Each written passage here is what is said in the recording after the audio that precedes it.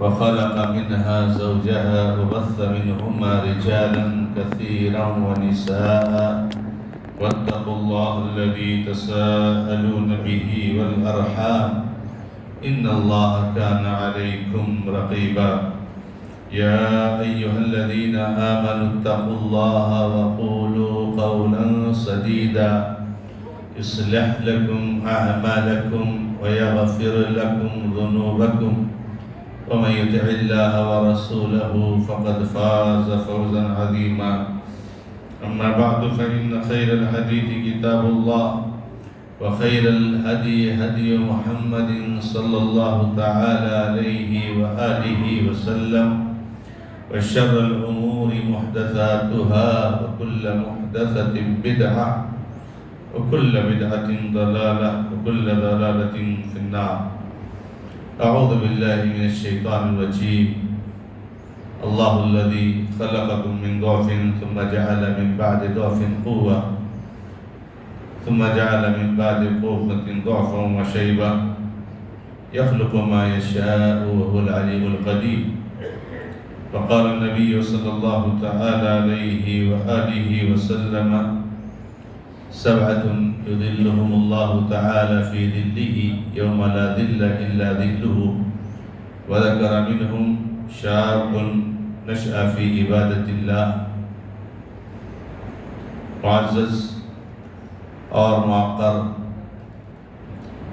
علماء کرام حفاظ اعظام یہاں پر جماعت المسلمین کے متعدد اور مختلف ذمہ داران آج کا یہ نہایت ہی مبارک خصوصی اجتماع جس میں ہم اور آپ شریک ہیں نہایت ہی دو معزز اور معقر علماء کرام جو رسول بلاد ممبئی سے تشریف لائے تھے ان کا آپ لوگوں نے نہایت ہی پرمغز خطاب سنا۔ اب تھوڑی دیر کے لیے آپ کے سامنے نوجوانوں کا مطلوبہ کردار اس موضوع کے حوالے سے گفتگو کرنے کے لیے حاضر ہوا ہوں۔ ہم اور آپ جانتے ہیں کہ اللہ رب العزت نے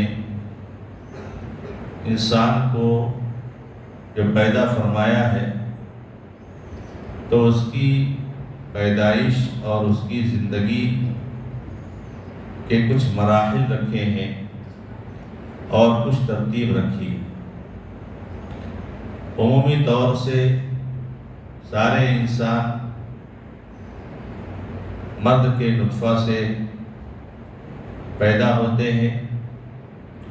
یہ نطفہ ماں کی رحم میں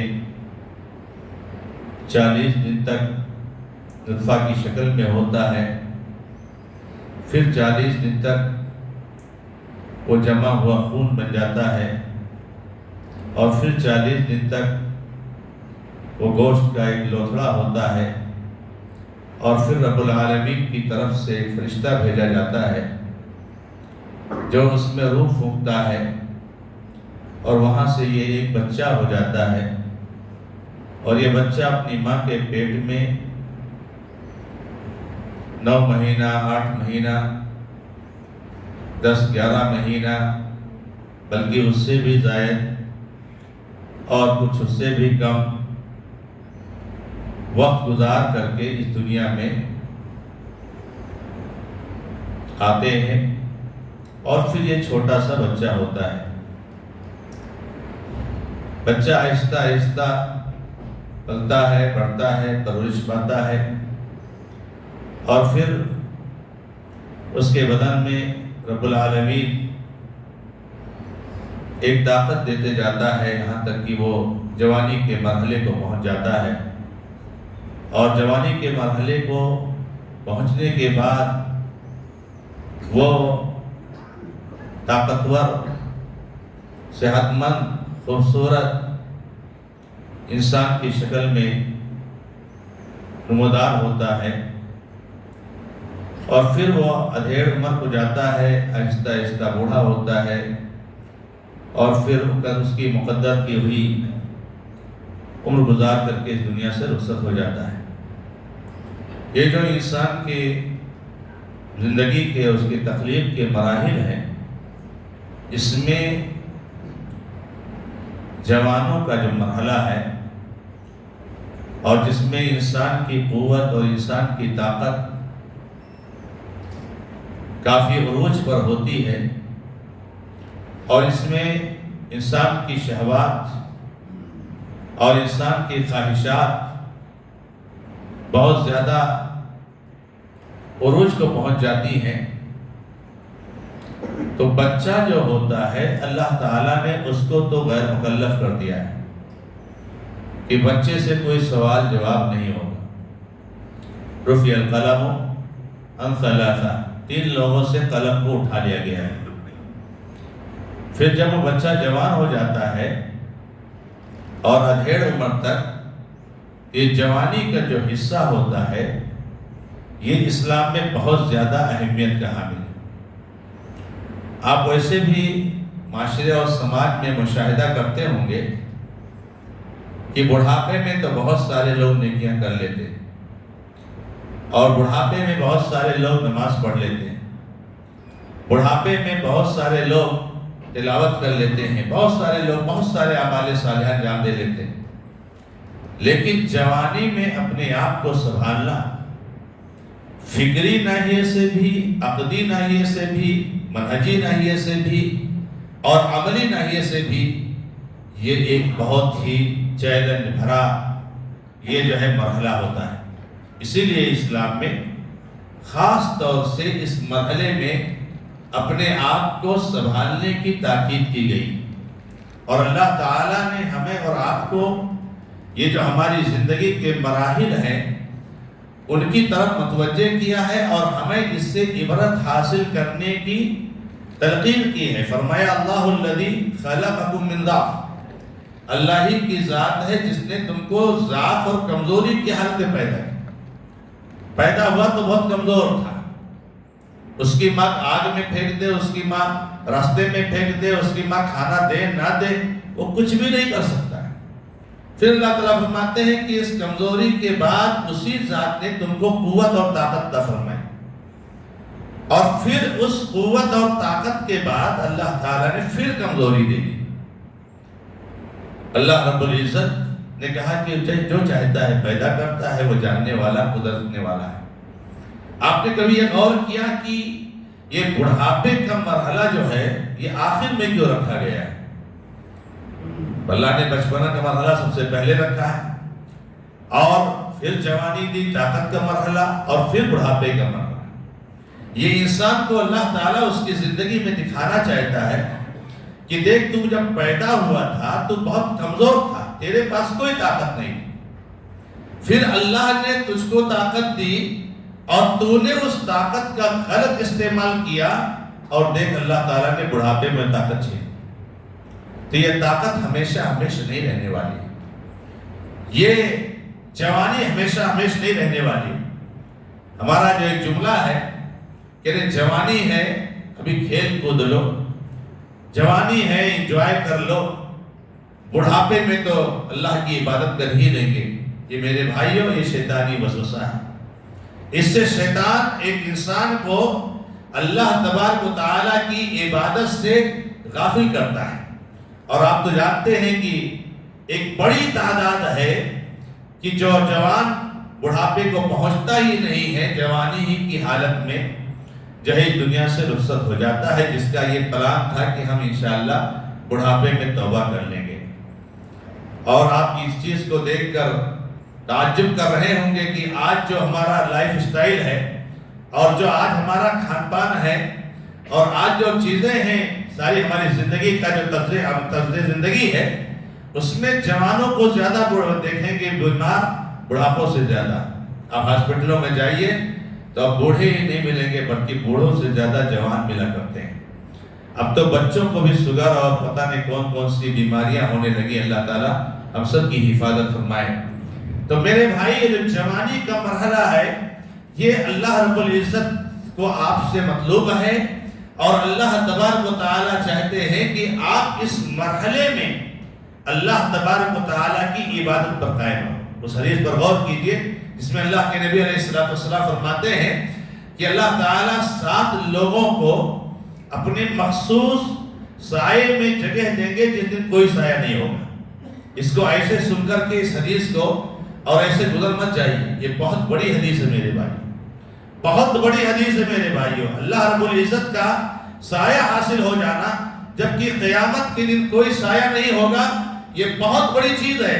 یہ انسان کی کامیابی کی علامت ہے, یہ انسان کے جنتی ہونے کی علامت ہے, یہ انسان کے اللہ کے عذاب سے محفوظ ہونے کی علامت ہے, یہ انسان کے اللہ کے انعام اور اکرام کا مستحق ہونے کی علامت ہے. یہ 2 لفظ اتنے معمولی نہیں میرے بھائیوں.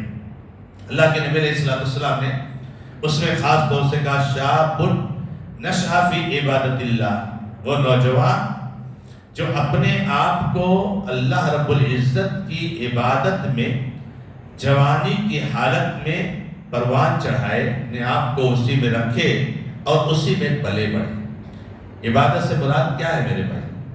کہ آپ نماز پڑھ لیجیے.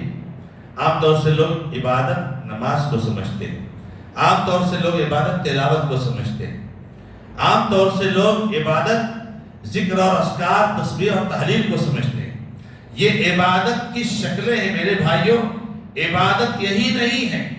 عبادت شیخ الاسلام ابن تیمیہ رحمہ اللہ کی زبانی جو جامع انہوں نے قرآن اور حدیث کے نصوص کو سامنے رکھتے ہوئے کی ہے کہ عبادت اس کا نام نہیں ہے میرے بھائی نمازیں پڑھنا. العبادت اسم جامع لکل ما یحبہ اللہ ویرضاہ من الاقوال والاعمال الظاہرۃ والباطنہ. عبادت یہ نہایت ہی جامع لفظ ہے. یعنی جامع لفظ کا مطلب یہ ہے کہ چھوٹا سا لفظ ہے لیکن معنی بہت زیادہ ہے. بالکل معنی کے حساب سے سمندر, بہت جامع لفظ ہے جو ہر اس چیز کو شامل ہے, چاہے وہ قول ہو, چاہے وہ نظریہ ہو اور چاہے وہ عمل ہو. ہم جو نظریہ رکھتے ہیں نا, عقیدہ, فکر, سوچ, یہ سوچ بھی عبادت ہے. ہم جو کہتے ہیں نا وہ بھی عبادت ہے. زبان سے جو نکالتے ہیں الفاظ بھی عبادت ہے. ہم جو کچھ کرتے ہیں, سنتے ہیں, کہیں جاتے ہیں, کھاتے ہیں, پیتے ہیں, پہنتے ہیں, کوئی عبادت کے طور پر انجام دیتے ہیں, سب جو ہے عبادت ہے میرے بھائی. ارکان خمسہ ہوں, دیگر عبادات ہوں, ماں باپ کے سے سلوک کرتے ہیں, صلہ رحمی کرتے ہیں, غریبوں کی مدد کرتے ہیں, سب عبادت ہے میرے بھائیوں. چاہے ظاہرہ ہو چاہے باطنہ, یعنی وہ ظاہر ہونے والی ہو اور یا باطن ہونے والی ہو, آپ کے دل کی بات ہو یا جو ہے کہ لوگوں کو نظر آ رہی ہو. گویا کہ مطلب یہ ہے کہ عبادت کہتے ہیں کہ اللہ رب العزت کی مرضی میں اپنی پوری زندگی گزارنا. بولو تو ایسی بات بولو جس سے اللہ رب العزت خوش ہو گئے. سوچو, عقیدہ رکھو, کوئی فکر اور خیال رکھو تو ایسا فکر رکھو کہ جس سے اللہ تعالیٰ خوش ہوگا. کوئی عمل کرو تو ایسا عمل کرو جس سے اللہ تبارک و تعالیٰ خوش ہوگا میرے بھائی.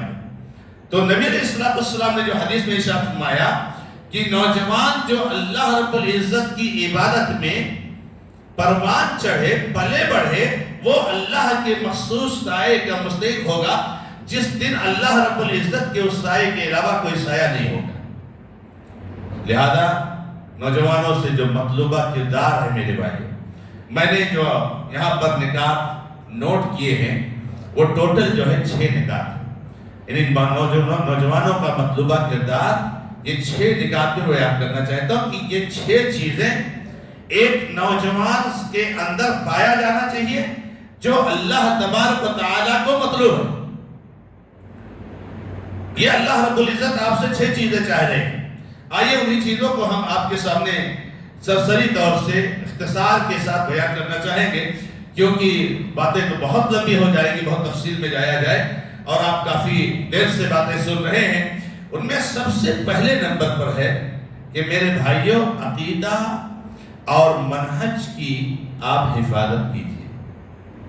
آج نوجوان کو پرکھا جاتا ہے تو سب سے پہلے یہ دیکھا جاتا ہے کہ نماز پڑھتا ہے کہ نہیں پڑھتا ہے۔ کسی بچی کا کوئی رشتہ آتا ہے ولی کے پاس، سرپرست کے پاس، کہ آپ کی بیٹی کے ساتھ میں نکاح کرنا چاہتا ہوں، تو باپ پہلے معلوم کرتا ہے کہ وہ دیندار باپ ہے، جو چاہتا ہے اپنی بچی کے لیے شوہر دیندار ملے، داماد دیندار ملے، تو پتہ کرتا ہے محلے علاقے میں جس گاؤں کا ہے وہاں کی یہ بچہ نماز پڑھتا ہے یا نماز پڑھتا ہے۔ یہ ہمارے سوچ کی بہت بڑی کمی ہے، ہمارے علم کی بہت بڑی کمی ہے میرے بھائی۔ اللہ رب العزت چاہتے ہیں کہ ایک نوجوان عقیدہ اور منہج کے اعتبار سے بالکل ٹھوس ہو، مضبوط ہو، کلیئر ہو اور بالکل حق پر ہو۔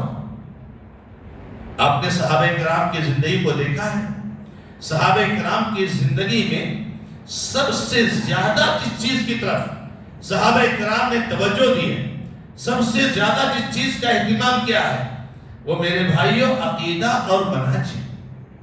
عقیدہ اور منہج ہے۔ آج ہم جس ماحول میں چل رہے ہیں نا، یہ ماحول بڑا خطرناک ہے، ہمارے نوجوانوں کو سمجھنے کی ضرورت ہے۔ یہ جو وار شروع ہوا ہے، یہ وار نہیں شروع ہوا ہے، میں سمجھتا ہوں کہ یہ مسلمانوں کی ایک آزمائش ہے اللہ تبارک و تعالیٰ کی طرف سے۔ لِيَمِيزَ اللَّهُ الْخَبِيثَ مِنَ الطَّيِّبِ، اللہ رب العزت نے رافضیوں کو اسرائیل یہودیوں سے لڑایا ہے، یہ اللہ تعالیٰ نے اہل ایمان کے لیے آزمائش بنا دیا۔ یہ بہت بڑی آزمائش ہے میرے بات، عقیدہ اور منہج کے اعتبار سے، عقیدہ اور منہج کے اعتبار سے۔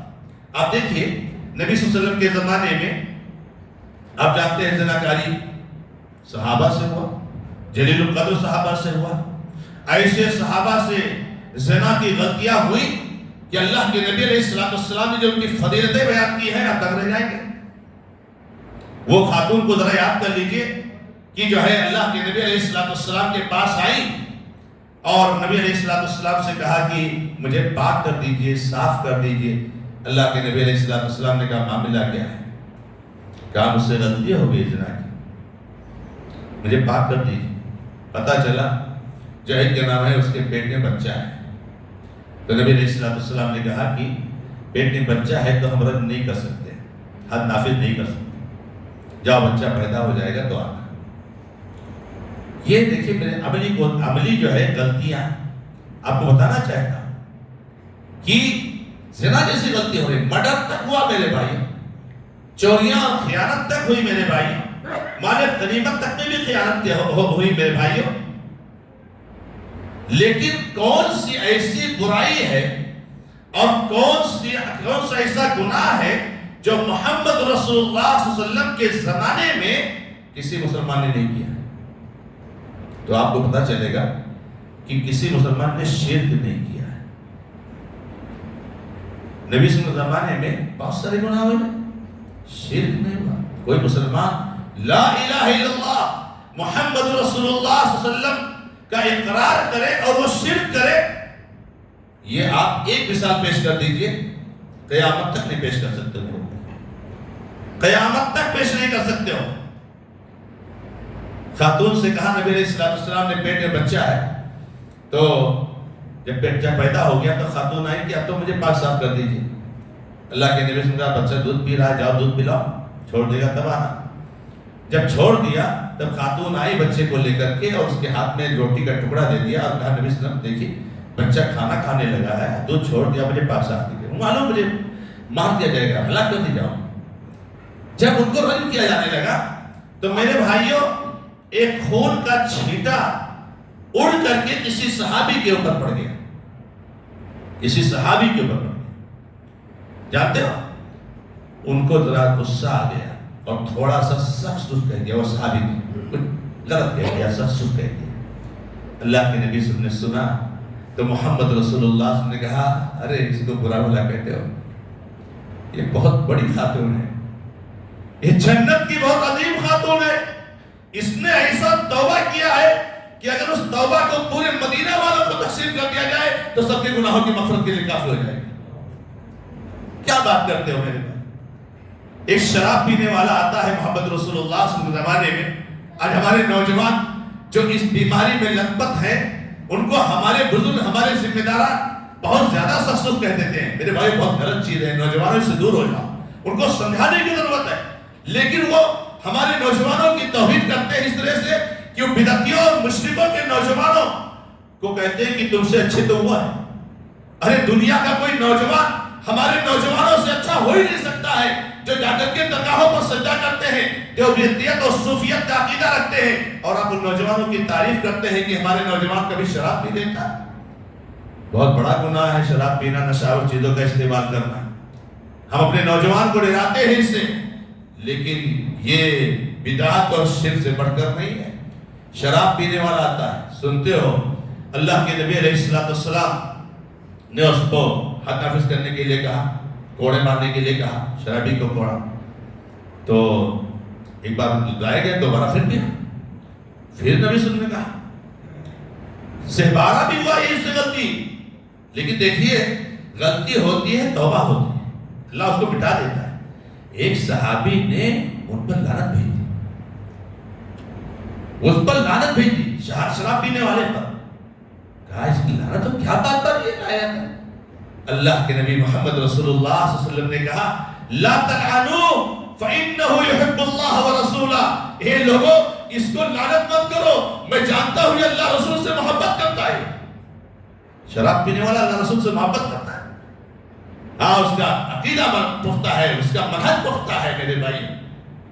تو نوجوانوں کو سب سے اہم چیز یہ ہے میرے بھائیوں کہ عقیدہ اور منہج کو آپ سنبھالیے۔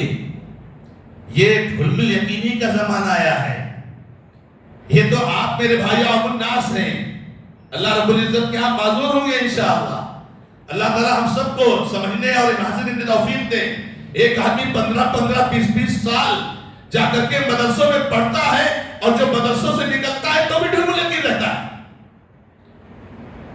قرآن پورا پڑھ لیا، بخاری پوری پڑھ لی، ابو داؤد پورا پڑھ لیا، ترمذی پورا پڑھ لیا، نسائی پورا پڑھ لیا، ابن ماجہ پورا پڑھ لیا، ساری حدیثیں پوری پڑھ لی، ابن تیمیہ کی کتابیں پڑھ لی، ابن قیم کی کتابیں پڑھ لی، امام بخاری کی کتابیں پڑھ لی، اس کے بعد حلم الیقین، یہ بھی صحیح وہ بھی صحیح، نہیں ایسا نہیں کہہ سکتے، نہیں ویسا نہیں کہہ سکتے۔ آج ہم لوگوں نے کیا کیا ہوا میرے بھائی، کیا کیا ہوا ہے؟ ہم لوگوں نے آج ایک ایسے شخص کو جو دنیا کا بدترین کافر ہے، جو دنیا کا بدترین فاسق ہے، جس کا اسلام سے کوئی تعلق نہیں ہے، اس شخص کو آج ہم مسلمانوں کا ہیرو بنا کر کے پیش کرتے ہیں۔ اللہ تعالیٰ اس چیز کو نہیں برداشت کرے گا، اس کا وبال ہمارے اوپر آئے گا، جانتے ہو آپ؟ سمجھ لینا میرے بھائی، اور سمجھتے ہو کہ ہم بول کر نکل جاتے ہیں، آپ بول کے نکل جاؤ گے جو چاہو۔ ایک ایسا شخص جو صحابہ کرام کو کافر کہنے والا ہو، ایک ایسا شخص جس کا یہ ارادہ ہو کہ ہم مکہ اور مدینہ پر فتح کریں گے، حکومت کریں گے، اور جس دن ہماری حکومت قائم ہوگی اس دن ابو بکر اور عمر ان دونوں کو قبروں سے نکالیں گے اور ان کو سولیوں پر چڑھائیں گے۔ تمہاری ماں کو، اگر ہماری ماں کو کوئی کہے تیری ماں زانیہ ہے، بدکار ہے، تو آپ کو کتنا غصہ آئے گا؟ آپ کی ماں کو کوئی زانیہ کہے، اس کے بعد اس کی تعریف کرو تو خواہ سمجھو میں۔ ہم سبوں کی ماں ام المومنین عائشہ رضی اللہ تعالیٰ عنہا جو سب کی ماں ہے، ان کو کہتے ہیں زانیہ ہے، بدکار ہے۔ اگر ہماری حکومت آئی تو عائشہ کو اس کی قبر سے نکال کر عائشہ کو ہم رجم کریں گے، پتھروں سے مار مار کر سنسار کریں گے۔ وہ ہمارا ہیرو بن جاتا ہے، اور یہ ہمارے نوجوان دوست کہتے واہ ایک ہی تو جو ہے بہادر ہے، اور ایک ہی تو جو ہے جری ہے، اور ایک ہی تو مجاہد ہے، اس کا اسلام سے کیا تعلق ہے؟ آج مر گیا تو میرے بھائیوں لوگ آنسو بہاتے آنسو، ارے ہم خوشی مناتے ہیں کہ اللہ رب العزت کی زمین کم سے کم ایک خبیث سے پاک ہو گئی۔ آپ کو میں کچھ مثالیں شاید سنا دوں تو بہتر ہے، ہمارے نوجوانوں کو بات سمجھ میں زیادہ آ جائے کہ یہ باتیں کیوں کہی جا رہی۔ آج نوجوانوں کو سب سے زیادہ اسی کی ضرورت ہے۔ آج یوٹیوب تک دیکھیے آپ کیسے کیسے نوجوان آتے ہیں۔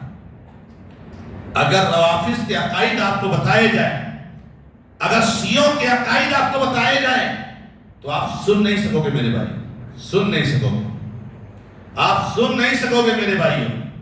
یہ پگڑی اور یہ جبہ اور دستار، یہ بچہ میرے بھائیوں، اندر پورا گندا ہی گندا ہے، واللہ ٹوائلٹ تو اس گندگی سے بہتر ہے جو گندگی ان کے اندر ہے میرے بھائی۔ آپ کو معلوم ہے یہاں تک عقیدہ ہے، اور یہ ساری ان کی کتابوں میں موجود ہے، اور جس کو دیکھنا ہو کتابیں آپ کو بتا دی جائیں اور وہ دیکھ لیجئے اپنی آنکھوں سے۔ یہاں تک عقیدہ ہے کہ اللہ کے حبیب محمد رسول اللہ صلی اللہ علیہ وسلم کے بارے میں کہ اللہ کے نبی علیہ السلام کے جسم کا وہ حصہ جو عائشہ اور حفصہ سے ٹچ ہوا ہے، ظاہر سی بات ہے اللہ کے نبی صلی اللہ علیہ وسلم کی بیوی ہے عائشہ اور حفصہ رضی اللہ تعالیٰ عنہ، اور بیوی اور شوہر کے جسم کا حصہ ٹچ ہوتا ہے۔ نبی صلی اللہ علیہ وسلم کے جسم کا وہ حصہ بھی جہنم میں جائے گا، نبی صلی اللہ علیہ وسلم بھی جہنم میں جائیں گے۔ آپ کیا کہتے ہو؟ میں نوجوان کہاں بہک رہے ہیں؟ کدھر ہے منہج عقیدہ؟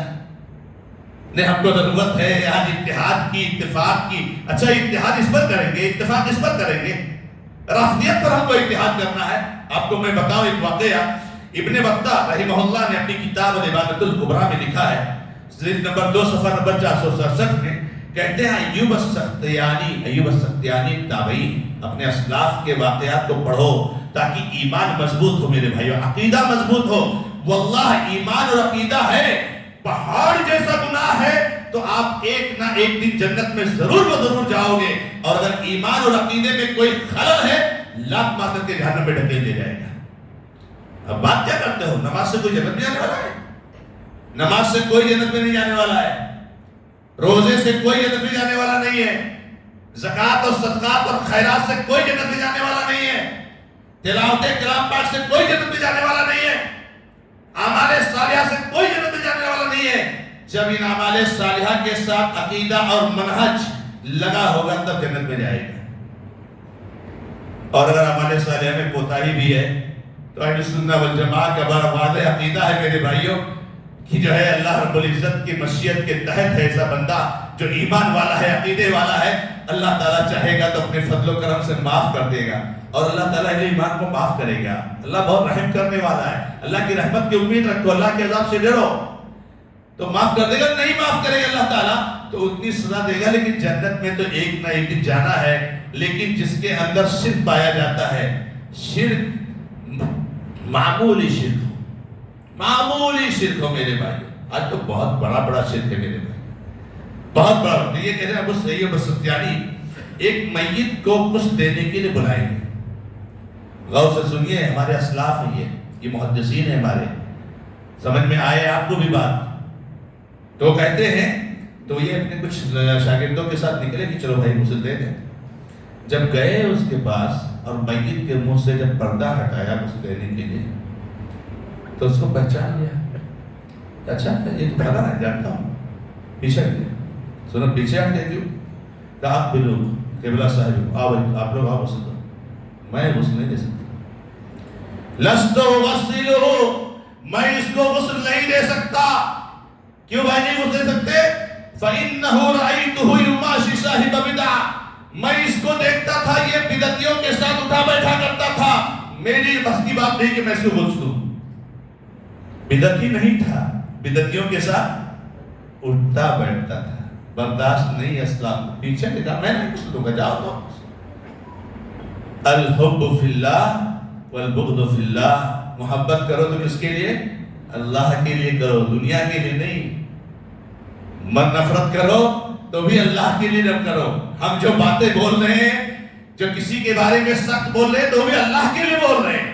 اہل ایمان کے لیے جو اتنی نرم بات بول رہے ہیں کہ انشاءاللہ ہر اہل ایمان تو جنت میں جائیں گے، یہ بھی اللہ ہی کے لیے بول رہے ہیں، اللہ ہی کے لیے بول رہے ہیں۔ ایک بھی مشرک، ایک بھی شرک کرنے والا، اس کا نام چاہے احمد اور چاہے عبداللہ، چاہے عبدالرحمن ہو، اور چاہے اس کا نام کوئی اور غیروں کا نام ہو، شرک کرنے والا ہے تو اس پر اللہ نے انہو من یشرک باللہ فقد حرم اللہ الجنہ۔ یہ تو یہاں تک کہتے عقیدہ ہے ان کا کہ نبی صلی اللہ علیہ وسلم کو جو نبوت ملی نا وہ کیسے مل گئی ہے؟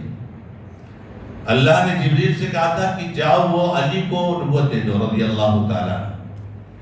علی رضی اللہ عنہ بڑے جلیل القدر صحابی ہیں. ہم لوگ علی رضی اللہ عنہ سے محبت کرتے ہیں کیونکہ علی رضی اللہ تعالیٰ سے محبت کرنا ایمان کی علامت ہے. لیکن علی رضی اللہ تعالیٰ کو اسی درجے پہ رکھتے ہیں جس درجے پہ ہے وہ. ان کے اوپر عثمان ہے, ان کے اوپر عمر ہے, ان کے اوپر ابوبکر صدیق رضی اللہ تعالیٰ عنہ. تو علی رضی اللہ تعالیٰ عنہ یہ بہت جلیل القدر صحابی, بہت جلیل القدر صحابی. تو میں آپ کو یہ بتا رہا تھا کہ یہاں پر انہوں نے کیا کہا کہ میں اس کو غسل نہیں دے سکتا, میں غسل اس کو نہیں دے سکتا. سنیے اور دوسرا واقعہ بشر بن حارث سے روایت ہے کہ انہوں نے کہا کہ ایک بدعتی تھا مریسی نام کا, کہہ رہے ہیں کہ میں بازار میں تھا تو مجھے اس کے مرنے کی خبر آئی, مجھے اس کے مرنے کی خبر آئی. تو کہہ رہے ہیں کہ بازار میں مجھے کہیں سجدہ کرنے کی جگہ نہیں ملی, ورنہ میں بطور شکرانہ کے اللہ کا سجدہ کرنا چاہتا تھا کہ بدعتی خبیث مر گیا چھٹی. یہاں جنازہ پڑھ رہے مسلمان جنازہ پڑھ رہے غائبانہ, ایسے خبیث کا جو ہمارے صحابہ کو, جو اس امت میں اور اس روئے زمین پر سب سے پاک لوگ ہیں نبی علیہ السلام کے صحابہ, ان کو سب سے بدترین اور سب سے برا کہتے ہیں مجھے جگہ نہیں ملی کہ میں شکرانے کے طور پر سجدہ کرو کہ اللہ نے اس خبیث سے زمین کو پاک کیا. سمجھتے ہوگے زیادہ, بہت زیادہ نام لینے کی ضرورت نہیں ہے میرے بھائی. اور سن لو ایک واقعہ, ابن کثیر رحمہ اللہ کہتے ہیں ایک مبتدی تھا حسین بن صافی, حسین بن صافی یہ ایک مبتدی تھا. ابن کثیر نے کہا, یہ کون, البدایہ والنہایہ میں جلد نمبر 12 صفحہ نمبر 338 پہ نقل کیا ہے. کہتے ہیں جب یہ مر گیا تو ابن کثیر تعالیٰ چاہتے ہیں اراح اللہ المسلمین فی هذه السنة فللہ الحمد والمنہ وحین مات فرح اہل السنہ بموته فرحا شدیدا واظہر الشکر للہ فلا تجد احدا منهم الا يحمد اللہ. اللہ اکبر. جب یہ حسین بن صافی مرا جاتے ہیں اراح اللہ, اللہ نے آرام پہنچایا, اللہ نے آرام پہنچایا مسلمانوں کو. اس سے اس سال, جس سال مرا وہ کہتے ہیں اس سال اللہ نے اسے آرام پہنچایا. بہت لمبا اللہ نے ہم کو آزمائش میں ڈالا تھا اس خبیث کی وجہ سے, بہت لمبا, بہت لمبی عمر تھی, بہت لمبا اس کو موقع دیا میرے بھائیوں, بہت لمبا دیا. اسی لیے اس نے اس کے گناہوں کا پہاڑ بھی خوب لمبا ہو گیا. لاکھوں لوگوں کا قاتل ہے وہ. 10 اور 20 ممالک سنیوں کے ممالک کو برباد کرنے والا ہے. لیبیا کو, شام کو, عراق کو, یمن کو, آپ گنتے چلے جائیے ان ممالک کو برباد کرنے